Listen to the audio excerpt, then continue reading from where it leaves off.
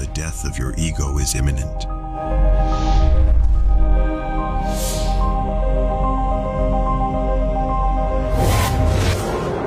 There are two main ways of living. One is to live in misery, and the other is to live in happiness. In misery, there is no freedom, no freshness, no lightness, no possibility of dancing, singing, or being creative. Misery makes you heavy. It makes you dark. You are like a rock that has been covered by darkness.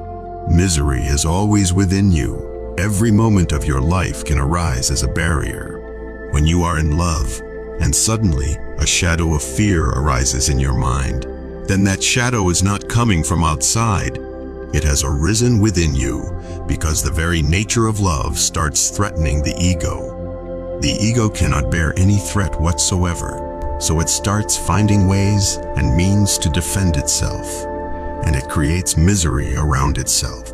It will bring problems from the past so that you can be continuously miserable, continuously sad and gloomy, and worried about things that have already happened and which cannot be changed at all. Trying to remain the center, trying to live independently, and maintaining yourself as an island of aloneness in a vast ocean of existence is not only impossible, but also suicidal, because even if you succeed in becoming an island, you will have achieved nothing.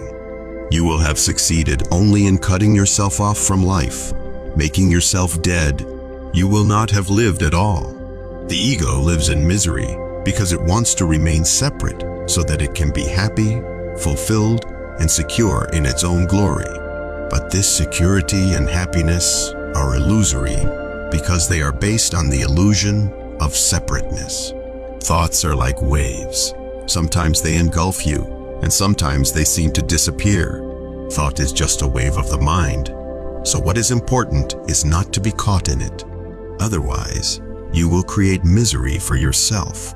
Happiness arises when intelligence becomes enlightened, and you start to become aware of what is going on inside yourself.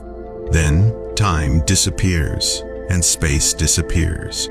Your whole being turned into a timeless phenomenon. Then there is no fear, because fear comes from time. Ego gets destroyed in love. Only then does happiness arrive, because it is the fruit of love. Love and ego are completely opposite, enemies. If you know how to be in love and destroy the ego, if you know how to love, your life becomes blissful. It becomes a dance, a celebration. Useless tears drop away. Sorrow dries up. Frustrations disappear. Your life glows with the glory that happiness gives it. It becomes such a treasure, such a beautiful gift of God, that it is worth living a single moment of it, more than enough. Be happy, be blissful. Happiness is an inner gift, a divine gift. It is not your enemy, but the ego feels threatened by it. The ego starts finding reasons for misery and unhappiness, because misery is safe for the ego. Happiness and ego are incompatible. Misery and ego get along swimmingly, but happiness and ego don't get along at all. They are unable to keep company. They're like darkness and light. If there's light, there can't be darkness. Darkness can exist only if there is no light. If there is no happiness, the ego can exist. If there is love, the ego cannot exist. If you let go of your ego, happiness will come from all directions. It just starts pouring in from all sides. The greatest blessing is to be unburdened of your ego. To know yourself means knowing your ego. To go beyond that knowing, immediately a song arises spontaneously. All the birds are chirping, and a fragrance is arising around you. You will be the fragrance, and the birds will be the song that arises within you.